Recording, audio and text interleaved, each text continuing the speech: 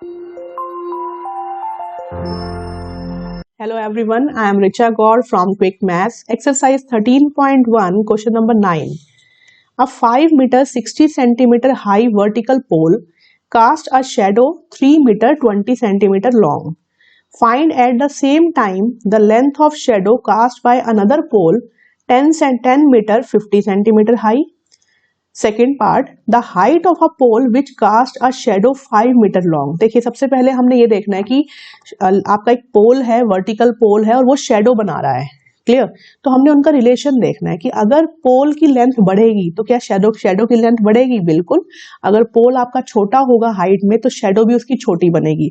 लेकिन अगर पोल की लेंथ ज्यादा होगी, हाइट ज्यादा होगी तो शेडो की लेंथ भी ज्यादा होगी. इसका मतलब हम कह सकते हैं कि पोल की हाइट और शेडो की लेंथ दोनों डायरेक्ट प्रोपोर्शन में है. तो ये मैं इसलिए आपको हर क्वेश्चन में बता रही हूँ क्योंकि सबसे पहले अभी तो क्वेश्चंस हम अलग अलग कर रहे हैं ना. फर्स्ट एक्सरसाइज हम सेपरेट करेंगे, सेकंड अलग करेंगे.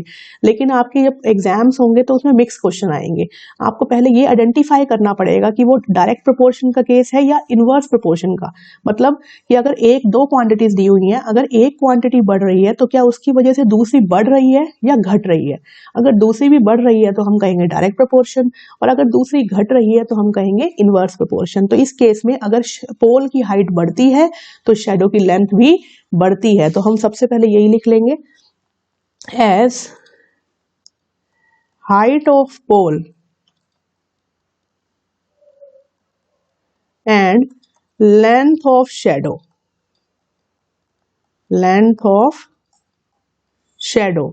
Are in direct proportion. क्या है ये?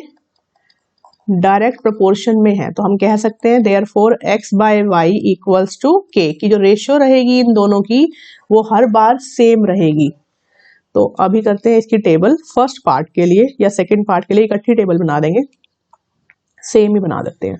देखिए तो अब ये है इसकी टेबल. टेबल में सबसे पहले लिखेंगे यहां height of pole, height of pole, और फिर नेक्स्ट आएगा आपका length of shadow, length of shadow. अब हाइट ऑफ पोल भी किस में है, हम मीटर में ही ले लेते हैं. लेंथ ऑफ शेडो भी किस में है, मीटर में ही है. तो अब सबसे पहले क्या लिखा हुआ है, 5 मीटर 60 सेंटीमीटर. ये कन्वर्जन आपको आता है, देखो मैं यही लिख के दिखाती हूँ. 5 मीटर है ना, तो मैं इसको लिख लूंगी 5 मीटर और 60 सेंटीमीटर. यही है 5 मीटर प्लस 60 सेंटीमीटर. इसको कर देंगे मीटर में. मीटर में करना है, मीटर है बड़ी यूनिट, तो इसका मतलब 100 से डिवाइड करेंगे तो 0.6 मीटर बनता है. ये देखो तो कितना बनेगा, ये 0.6 मीटर. इसका मतलब 5 प्लस 0.6 5.6. तो आपने बस यही करना होता है कि इसको 100 से डिवाइड करो और इसमें ऐड कर दो. तो क्या बन गया, 5.60 भी कह सकते हो साथ में, मीटर. तो ये मीटर में आ गया. ऐसे ही हम शेडो की करेंगे 3 मीटर 20 सेंटीमीटर. 20 को करेंगे 100 से डिवाइड तो क्या आएगा 0.2 3 में ऐड करेंगे तो क्या आएगा यहाँ 3.2. साथ में चाहो तो 0 लगा सकते हो. ये क्या बन गया आपके पास, मीटर. ये भी.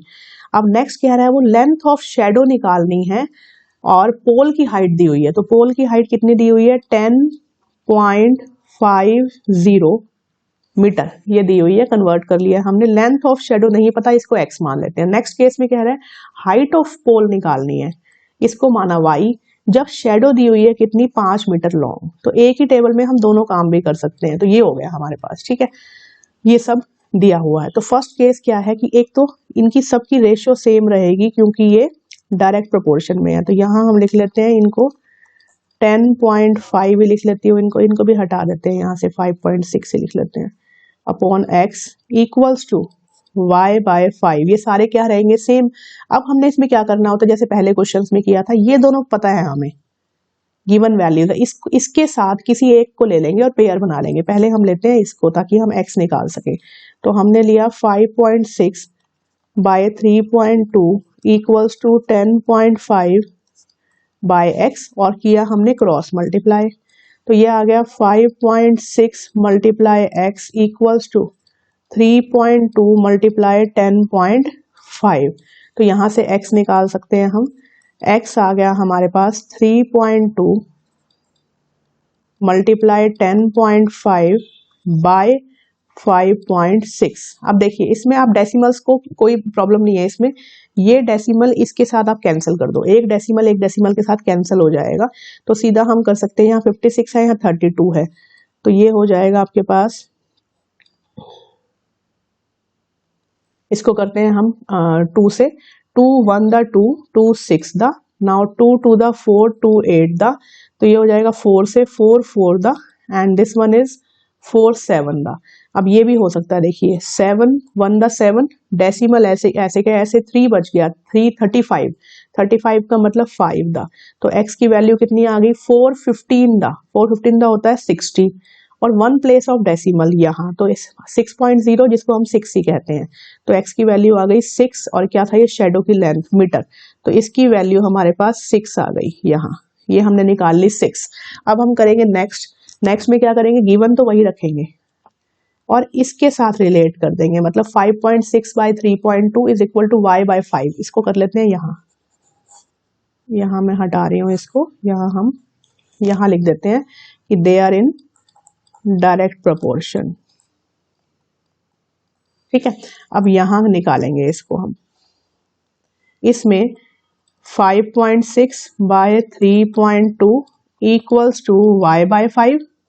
अब y की वैल्यू कैसे निकालेंगे, देखिए कि ये हुआ क्रॉस मल्टीप्लाई, तो 3.2 y is equal to 5.6 multiply 5, और यहाँ नीचे आ जाएगा 3.2, तो ये एक डेसिमल से एक डेसिमल कैंसिल, ये फिर 4 पे जा सकता है, यहाँ 4 1 दा 4 4 दा, और ये 4 8 दा, और अभी भी चला जाएगा ये 2 7 दा 2 4 दा, बिल्कुल 4 दा, ये हुआ आपके पास, हाँ 4 7 बाय 4 एग्जैक्टली यही है, वहां भी यही है, तो 7 5 दा ये आ गया आपके पास 35, और 35 बाय 4 जिसको हम कहेंगे 8, 32.30, 30 का मतलब 728 एंड 5 8.75, तो आपकी y की वैल्यू आ गई यहाँ 8.75, और वो भी मीटर, तो ये आ गई आपकी y की वैल्यू। तो आपने बहुत सिंपल है, आप चाहो तो अगर ये 5 मार्क्स का क्वेश्चन है, इसको अच्छे से इलेबोरेट करना है,